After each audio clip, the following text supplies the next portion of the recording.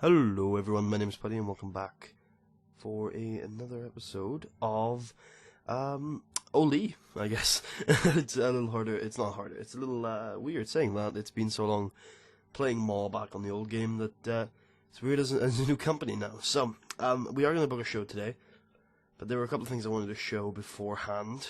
We got 2 new signings, we have some new shows. I don't think I showed the schedule last time, or I might have. And I'm not sure whether I showed my user talents last time, but if I did, they've reset, so I don't know why. But I set them up like this time, and I think that's probably the best way to go about it. The backstage is actually really good right now. 91. We also had to provide catering. That wasn't an automatic thing, and apparently the difference between having catering and not having catering is like 5 points, so it's like, might as well do the catering then. I also set up a new show, Por la Noche Enfrentamiento. Which means I think it means Sunday Night Showdown, and it's basically going to be a weekly show. That might be demo only, or we might carry on to the full game. Not too sure. I like having weekly stuff, and especially since nowadays there are no more show sizes, so you can make your show as long as you want, and it doesn't really matter. Back in the day, if you were a regional company and wanted to make as much money as possible, you'd probably do a 2-hour show, because that could be medium, or an hour and a half, because that could be medium. Nowadays it can be whatever size you want it to be, and whatever length you want it to be. We also don't have monthly shows every month, and I don't know whether I'm going to change that or not. So here we've got, let me just go through the events while I have their names in English in my mind. So we've got Dia de Todo el Guerrero, which I think is Day of the Warrior, or yeah, I think literal translation I found was All Day Warrior. So I don't know what it is. Then we got Masaya de la Máscara, which is, yeah, Masaya de la Máscara, which is Beyond the Mask. And we got El Día Nacional de Lucha, which is the National Day of Lucha, which it's very close to Mexican Independence Day, but it's not on Mexican Independence Day, so I don't know whether that's what they were going for or whether it's a different day. But I couldn't find a Mexican holiday that was on this day. But I could find Mexican Independence Day, which is around the 16th or 13th of September. And then we got Revolucion, which is obviously Revolution. Dia de los Muertes, which is Day of the Dead.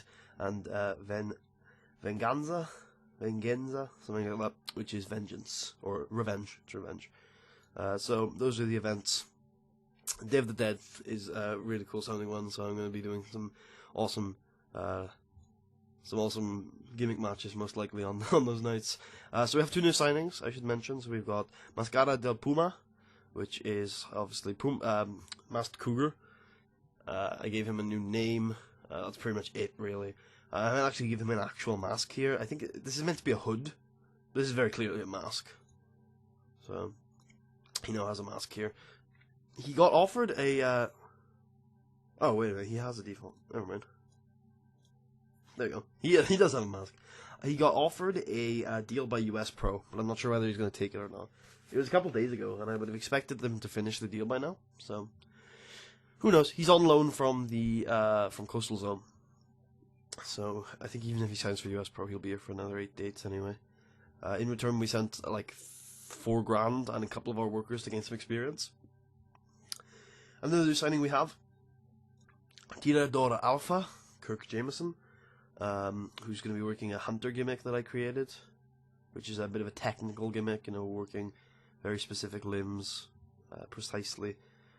He's going to be a Rudo. Mascara del Puma is going to be a Technico. So one thing I noticed with one of these names, so Amo del Gato, the cat master apparently, but every literal translation I could find was cat lover. So I don't know whether that's intentional or not. Also we got Dragon Americano, which is clearly American Dragon. So we very clearly have young Daniel Bryan here. Just thought I'd point that one out. And I think that's about it. Oh, the reason why I signed Tirador Alpha is that Kirk Jameson is incredibly useful. We probably won't keep him for that long, but star quality is incredibly important in this game now, especially at the later end, and he's obviously got good stats for Lucha, but you can see there he has 94 star quality. I think it might be the highest free agent in the game. So I thought I'd sign him in. I think he speaks Spanish. 1 second. No, he doesn't speak Spanish, but that's okay. We won't ask him to talk for a while. I think Mascara del Puma does. So yeah, see how that goes. Let's head forward to our first. What is it called? Por la noche enfrentamiento. There you go. Sunday Night Showdown. I don't know whether I'm going to keep using the Spanish or whether I'm just going to be like, fuck it, I'm going to use the English because it's easier. Uh-oh, Phoenix 2 and Phoenix 4? What do you do? Okay. So wait a minute. Phoenix 2, who I don't think has any real-life relation to Phoenix 1 in any way, was like, yo, bro, I got you. I got your son. It's fine. I'm gonna mentor him. So I'm not gonna really go into these locker room controls yet because I haven't really mastered them yet. But what I'll say is if you have 3 or more workers that have morale issues, you can clear the air, and apparently they get a morale boost. But I've never seen it fix anything yet. So, I have pulled a rib occasionally too. But again, I haven't seen much happen because of that. Actually, what I'm gonna do is because there's one of the referees here. In his bio, it says that I think it's you. Yeah, it is. It says that he's incredibly naive and is often the target of ribs. And yeah, everyone's like, yeah, fuck that, not fuck that referee, but hilarious. Alright, so we're going to go to West Central Mexico. We're going to use generic venue, which will give us a generic venue probably with about 4,400 capacity, which is cool, which is useful. We got about an hour to run, so I got a couple things I want to run tonight, I think. I think we're going to debut Mascara del Puma, which will be... Oh, good, he's not an enhancement talent anymore. I'm glad. So... one thing I'm going to do is I'm going to debut Mascara del Puma, and we're going to do him against... I don't want to do it against the trios champs, but I don't want anybody important. I guess we'll go with Crazy Foreigner, or... I think that's what it literally translates to foreign crazy. But the gimmick is that he's an alien. So, yeah. Okay. So, this would obviously be a minor match, so I think going like 4 minutes wouldn't be too bad. Just put over Mascara.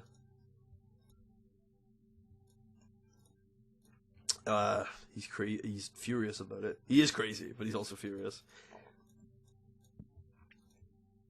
I understand why you're furious. I do. But at the same time, like, we're clearly pushing this guy. I wonder if these notes just don't work anymore. Oh, there you go, finally. Well, that's just going to be shit, but it's fine. So, clearly it's just going to be pretty much jobber match. Combs putting over that Mascara del Puma is an exciting, fresh, new talent here in Mexico. And hopefully some good stuff there. So we need a storytelling match on the card. I know that for a fact. Do we need any other types of matches? It was a car crash, wasn't it? We need a high spots car crash or steal the show match. I feel like steal the show is the one I'm going to go for on that one. So I feel like we can put one of our premier tag teams in the main event. Maybe Dos Phoenix. Yeah, that actually sounds like a good idea. Dos Phoenix versus some rudos that we don't particularly love, such as Silver Tiger, maybe? Silver Tiger and El Critico would be too good of a match for this show, I feel. Yeah, how about these two? Extraordinario and Labyrinto. There you go. Maze. Labyrinto. And I feel like this can go like 15 minutes. Shut up, phone. God damn it, my phone has been overacting lately. It always... whatever. Anyway. Should we go 15 or should we go 16 on this one? Should we slow build it is the question. Nah. Let's go like 14 minutes. And obviously put Dos Phoenix over in a steal the show match. And then what else can we do? So, we need to put sort of the storyline, I think. All the storytelling matches is a match that tells us like a very specific story and like throws out any in-ring story for a more long-term story, I think is the general way of saying it. So, one way I want to try and do it is do a storyline kind of thing. So, Gino and El Critico, Lopez and Tiger. Yeah, I feel like, oh, sorry about the Audacity window there. Tell him a little rusty. Messing that up. I think Gino can do with a match. We always want to use Gino, don't we? So we'll put him up against, how about Cosmic Rider? And we'll tell a story. What kind of story do we want to tell with this match? So, let's do a storytelling match with Gino. What kind of stuff do we want to do? So, with this one, he is obviously just a great guy. Apparently the fans have taken to him. He's a technico, heritage in the business. Cosmic Rider was one of the swarms. I don't think I don't know, because I haven't mentioned this yet. So, there used to be two big factions in OLLIE a couple of years ago. Dos Phoenix or Tres Phoenix? Yeah, it was Tres Phoenix, which are Phoenix 1, 2, and 3, and then Swarms. I don't remember what their tag team name was. No, but it was Swarm 1, Swarm 2, and Swarm 3. They have really cool masks. And before the last game, they had just disbanded and turned into Cosmic Rider, La Sombra, and then there was another one, but I forget, and I'm sure we'll come across him at some point. But, yeah. So, I don't know what kind of story I want to tell this one. I guess we'll do a simple overcoming adversity story with some interference. How about that? El Critico is going to beat down Gino, and Gino's going to act really injured, and then overcome the adversity. So I should mention this if you haven't seen TEW2016 yet. The show now runs bottom to top, but it also now books top to bottom, so, you know, not much of a... Or it now books bottom to top too, yeah, there you go. So, not really a change, just a confusion. So, I want to do one more match. So, one thing I should mention before we go forward is that momentum is different, and in some ways more easily accumulated, but in some ways more difficultly accumulated. So storylines I don't think influence momentum at all anymore, so they're just there for ratings, because I think they have more of an impact on grades now, but they're not there for momentum anymore. You just gain momentum and it comes a lot quicker from beating people, but it also gets lost a lot quicker. Which is why, and now also enhancement talents just don't have momentum. If they lose, they don't lose momentum. If they win, they don't gain momentum. At least I don't think they gain momentum. So that's why enhancement talents are now important. At least I think it's only enhancement talents. I've seen enhancement talents; they're fine, and they're, you know, I think the word that was described as jobbers don't do it, and that's why I want to test something off screen, whether an opener versus an opener match is still considered a jobbers match, because I'm pretty sure they still do lose and gain momentum. Another thing you can do, aside from beating new jobbers, though, is hire local or borrow from development. And this is a new thing where you can negotiate just a one-night deal with anyone off the streets. And there's a lot of people here in West Central Mexico, a lot more than up in Canada. And you can go out and you can sign a guy just for one night, and then they'll be gone the next day, and you can hire them like, wait, are you? Holy shit, you're unemployed. Huh. Okay. Huh. I'll be looking at him. I won't hire him tonight. He's too important for that. But yeah, you can hire someone for one night and they'll be gone. And this is a good way of generating momentum. You bring someone in, you beat them, and then they're gone. So, I'm looking for someone with or let's go with excellent selling. Let's aim high. Shouldn't have aimed so high. Oh, it's Chess Maniac. Yeah, we'll grab him, even though he's old. Yeah. Okay. We will hire him for one night. He is going to cost a lot of money. I think I'm going to try and hire someone a little younger. Often the younger guns come with a little bit less, what the hell? Okay, this is a glitch. I should probably report that. This is clearly a problem. There you go. Hiring Green Diamond. So Phobia is actually on my shortlist as someone to sign at some point. Should we give him a trial? Let's give him a trial. Oh, okay. I think someone's already pointed out that they probably shouldn't break an owner goal. I haven't even looked at my owner goals. What about El Medico? There we go. So what I do is when I bring someone in is I'll often just set them to instantly be an enhancement talent, because they don't really have time to complain about it. So hiring someone as a one night only deal will lock you into the current region you're scheduled to appear in, obviously. Because local talent is specific to the region you're in. Okay, so we have a Technico. We're going to have him take on the Shadow, La Sombra Jr. Or should we? Yeah, well, we've hired him now. I was about to say, shouldn't we have a Luchador match? The answer is probably. Oh, one thing I didn't do. and it's okay because I'll do it. I'll do it off screen. Oh, I don't do it off screen. I'll do it for next show.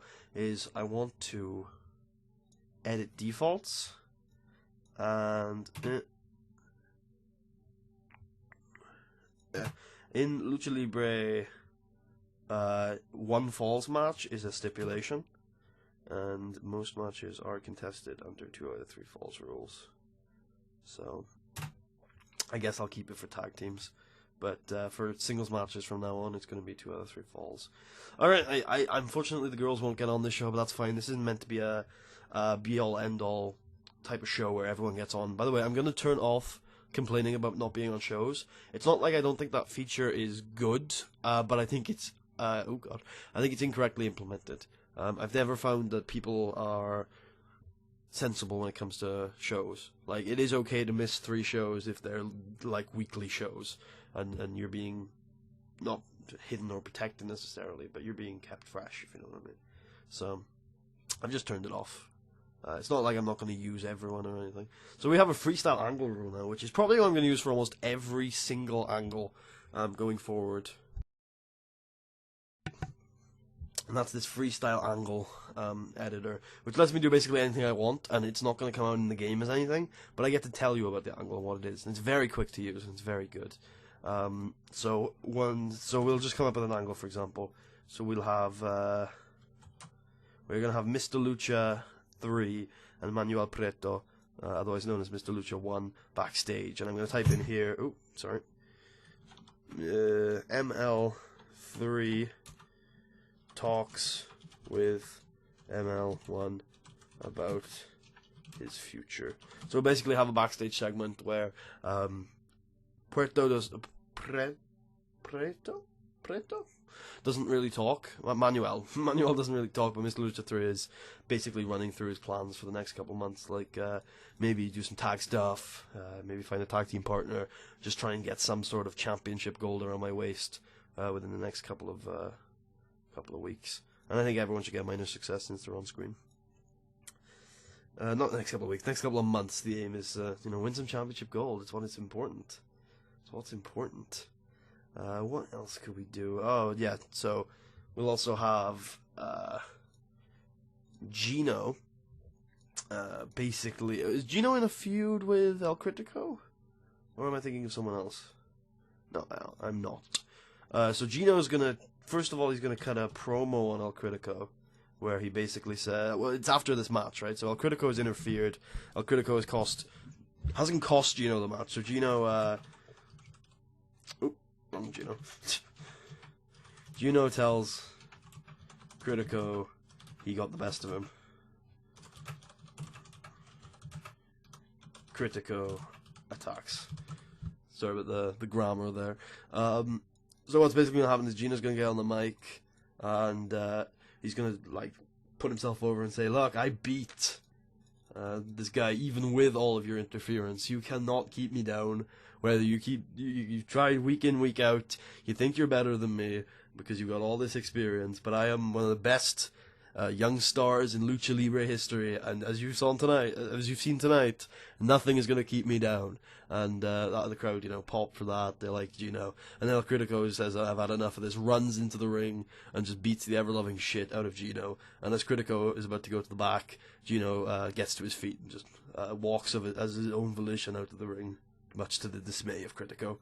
So a lot of Gino getting over tonight, but Critico beat the shit out of him, so I don't think he minds too much about that one. And then that's about an hour show. I think that'll do us. I hope we don't bomb too badly, but I'm not too bothered if the ratings for this particular series are too bad to start off with. Yeah, I don't think there's anything else I really want to do. Maybe I was thinking about doing something with the COTT title, but no, I'll leave it for now. So this is the show. Let's go. So open the show off with a 45D as Extranjero Loco is defeated by debuting star, and this was surprisingly good, Mascara del Puma with the Cougar Pounce, and kicks the show off quite well.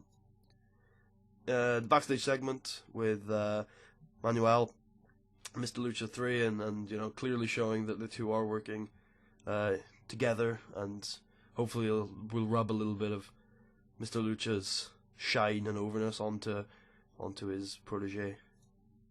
In a 55C minus, La Sombra defeats El Medico to get him a bit of momentum. This is a surprisingly good grade for everyone involved. Then Gino Montero defeats Cosmic Rider. Bit of I forgot to do it. No, I did steal the show. I was like, oh no, I didn't do the car crash. I was like, oh no, I did steal the show, which is good. Good match, yeah. I mean, it continues the storyline. Basically, the story is Gino got beat the shit out of and still managed to come back, which is later told through this promo, which is okay. Where Gino's like, you couldn't keep me down. I explained it earlier. And then the main event gets a 67C+. This is good. I think our pop is like a C-, so anything above like that is pretty good. So Dos Phoenix defeated Extraordinario Jr. and Labyrinto Jr., the second generation crazy man. When Phoenix 2 defeated Labyrinto Jr. with a Northern Lights suplex. Everyone in Mexico looks the Northern Lights. I'll admit the coast finisher is the Northern Lights. Oh god, Phoenix 2 does not like going all out. Also, Phoenix 2 is just not in a good place right now. Phoenix 2 is just not very good, and Phoenix 3 is old.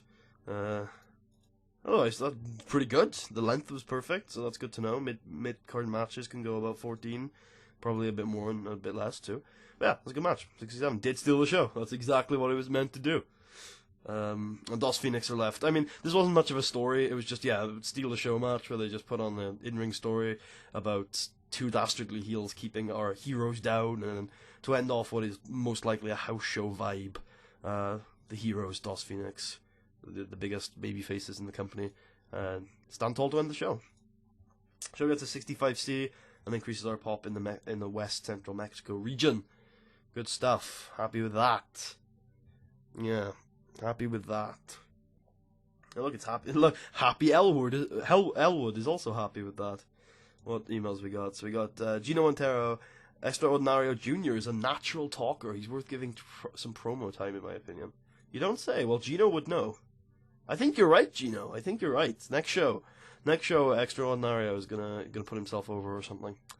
I don't think people should be getting over that well from weekly shows. But take a look at Gino. No, didn't get over at all. He's already pretty over though. To be fair.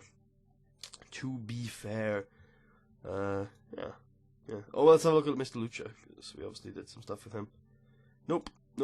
Just as over as he always has been. Which is fine, which is good. I'm pretty happy just staying the course. We're also just as over as we ever have been, and we made money off of the show, which is good. Something I should show you is the production quality we have. Which is, where is production? You guys are probably seeing it before I do. Sorry about this. I haven't lost this before. It wouldn't be creative, would it? Backstage development, child companies, broadcasting coverage, national battles, relationships, alliances, contracts. Oh, it's in business, of course it is. Okay, so we are, because we traditionally have been a big company, we are much bigger and better than our rivals. So if you look at CILL, are running amateur, EMLL are running limited, that's in production values? Oh, I see, for like putting up the stage and stuff. We're running a semi-pro production here, which is a nice entranceway, custom ring aprons and banners, semi-pro video editing capabilities, I assume for the DVDs.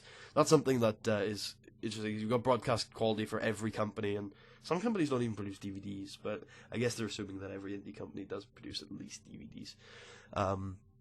So the live event experience, which I assume is just the event experience, not the...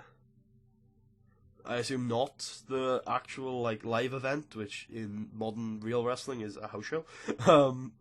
So for us, we have a small crew consisting of a single professional and a team of amateurs.